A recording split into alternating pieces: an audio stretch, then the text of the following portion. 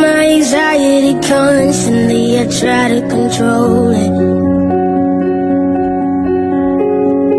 Even when I know it's been for